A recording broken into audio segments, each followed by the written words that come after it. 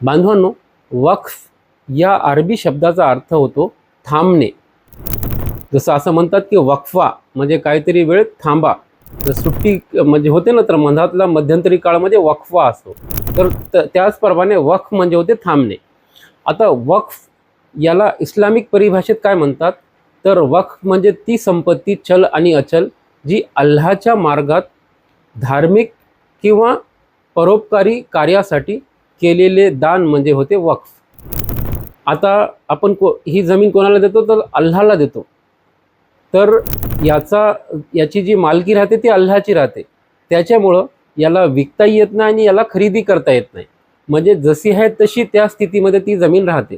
आणि ज्या हेतूने तिला आपण दान करतो, तर त्याच हेतूने तिचा उपयोग करण्यात येतो.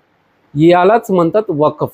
वक्फ म्हणजे अशी संपत्ती की मुस्लिम बांधव आपल्या संपत्तीपैकी काही हिस्सा, काही भाग जे आहे तर अल्लाहच्या मार्गामध्ये किंवा दान करून देतात, ज्याच्यामध्ये त्याचा वापर मस्जिद, मदरसा किंवा कब्रस्तान किंवा अनेक प्रकारचे जे परोपकारी कार्य असतात, ज्या हेतूने तो देण्यात येतो, त्या हेतूने त्याचा वापर करण्यात येतो. आणि ही जी चल आणि अचल संपत्ती जी दान करण्यात येते तिलाच म्हणतात वक्फ.